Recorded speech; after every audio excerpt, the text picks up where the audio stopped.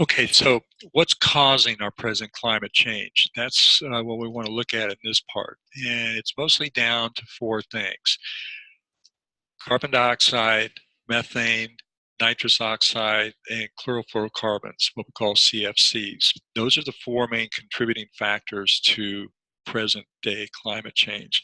Now, we've looked at the Keeling curve, which shows the increase in CO2, mostly because of burning fossil fuels. And again, notice how it's consistently gone up from 1955 up to 2015, and over that 50-year period.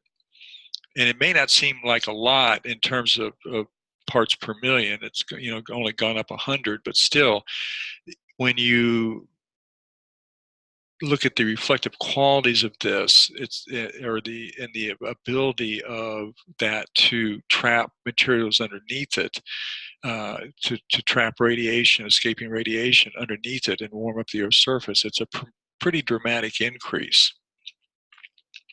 The other one is methane. Um, Natural gas and petroleum systems are the main source, but agriculture is a close second. And if you've ever driven up on the freeway on the 5 past Stockton, all you got to do is roll down your window and take a deep breath, and you'll see the methane, or smell it, the methane. And as we get, remember on the last part, we looked at where the tundra in some of these countries is starting to warm up and melt the surface. That's starting to release more methane as well. And methane it's a big greenhouse gas that contributes to trapping, escaping radiation, and therefore warming up the Earth's surface. Nitrous oxide, mostly fertilizers. And again, here in Southern California and in the Central Valley, where we live in these heavy agricultural uh, economic areas, they use tons of fertilizer, and that puts all this nitrous oxide into the air. Again, notice how much that's gone up in terms of parts per billion, not parts per million. And then fluorinated gases, again, mostly aerosol propellants, air conditioning, and refrigerators. And some of these have started to go down because we really cracked down on this. Past administrations have made it very difficult, or have increased the severity of the environmental laws. And this has, shown a marked decrease in CFCs, which is a good thing because these are the ones that affect the ozone layer. And as the ozone layer is destroyed, it allows more ultraviolet radiation in, and that warms up the Earth's surface. So if we can stop the destruction of the ozone, that goes a long way towards protecting the surface of the Earth.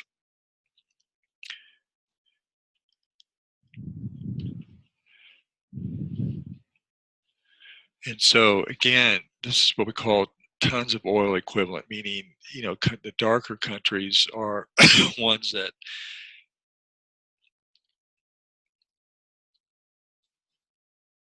use, or the production of oil is contributing to the release of negative factors into the atmosphere. So United States, Canada, Saudi Arabia, of course, the Arab countries, and Australia, but also Russia and much of the northern countries up here, and Norway because it has all the oil rigs there in the North Sea. So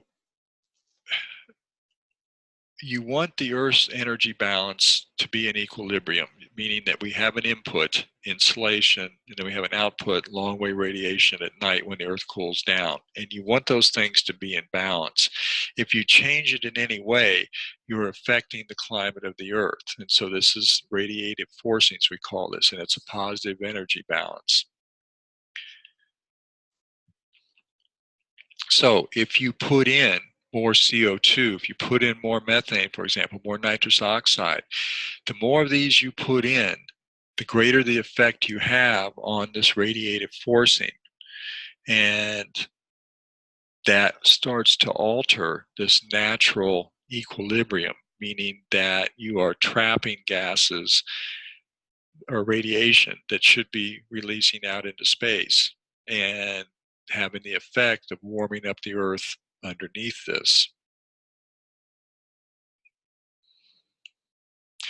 So this is in your book, and again, as the surface albedo changes, goes from lighter to darker, we start to warm the water up, and that affects ice melt, for example. And then all of these as well, increase in water vapor, increase in gas,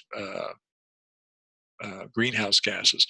We've actually decreased aerosols again because of the environmental laws we passed, and that has the effect of helping the ozone. But all these other things, again, we're getting more energy in because of these anthropogenic changes, these contributions humans have made to changes in the atmosphere. So when you add it all up, the temperatures have increased by about, zero point 0.8 Celsius, a little, almost 1.5 degrees Fahrenheit.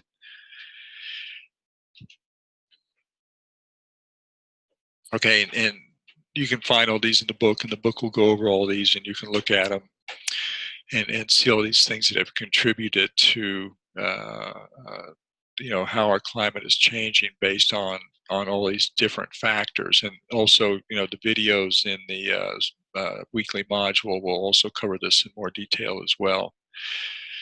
Then we can model this using by what we call GCM, general circulation models. And these are, run on supercomputers where you take all this data, and what it does is present this mathematical representation of these interacting factors, and it will give you a model of what we might expect for the future.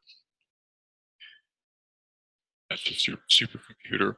Notice that the Earth is divided up into grids, and so you get, all these air temperature, air pressure, humidity, wind speed, and direction, cloud type. All these other attributes are collected for each grid, both horizontally or the surface and vertically. So that's a lot of information. Then you just plug it into the supercomputer and you get these models.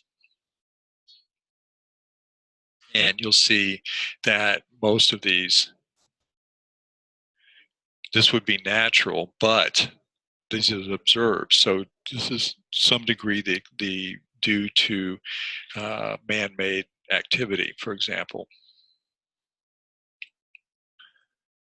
And you can predict this into the futures, or they don't predict. They just say, okay, if these things are the variables that we're putting into the model, the attributes that we're putting into the model, this is what's going to happen. And if you keep going on business as usual where nothing changes, it's a pretty dramatic change in the average surface temperature, meaning in some cases as much as almost 20 degrees Fahrenheit up in the northern part of the Earth's surface. If you enact stronger laws, what we call strong mitigation, you can really, it's going to go up, but not nearly as much, maybe only a degree or so, maybe 2 degrees up here in the northern part. But that's only if we, do these very, very strong enforcement of our environmental laws. Sea level projections, again, up to, in some cases, in the southern part of the United States, where these warm waters from the Gulf of Mexico, we already get lots of precipitation. Then when you throw in the melting of the ice caps and the ice sheets in Antarctica and Greenland, some models, again, predict this up to almost 20 feet, which would basically put Miami and New Orleans underwater. So governments over the world have got together and they have basically said, okay, here's what's going to happen. Cold days and nights are going to be warmer and less frequent. Hot days and nights are going to be warmer and more frequent. Permafrost is going to decline. Ocean acidification increases because there's more CO2. You're going to get glaciation won't initiate for another 1,000 years, and the global sea level will continue to rise. That's virtually certain. Then these other things are about 90% certain. So none of this is good. And so the countries, have said, okay, based on the scientific consensus, we should get together and do something about this. So they had this big meeting in Paris, France in 2015, and almost all the countries of the world signed on to this and said, yes, we should do something about this. And, uh, and they based it on science. And this is just some idea of out of almost 14,000 peer-reviewed climate articles. That means articles that have gone into very high-end academic journals where the research is vetted by what we call peers. I'm a professor, so if I send in an article, then other professors who specialize in this topic would look at it and make sure that my research was valid. And they would review it, and if they approve it, if they say yes, we think this is valid, then the article would get published. And notice that almost 14,000 peer-reviewed articles, are say, yeah, climate change is real, whereas only 2024, rejected global warming. So that's, you can't doubt the science behind this. There are skeptics, and there's some interesting stuff in the weekly module about this, including some people that call climate change a communist conspiracy, which is kind of interesting in its own right. So again, look these over, and remember, you're in college, you're learning things, and these things that you're learning are based on science, and that should give you some indication that yes, that this is real, and that especially for your younger people, you should get involved and do something about this. We've seen that. Okay. All right. So make sure you look over the weekly module and look at those videos. Pay attention to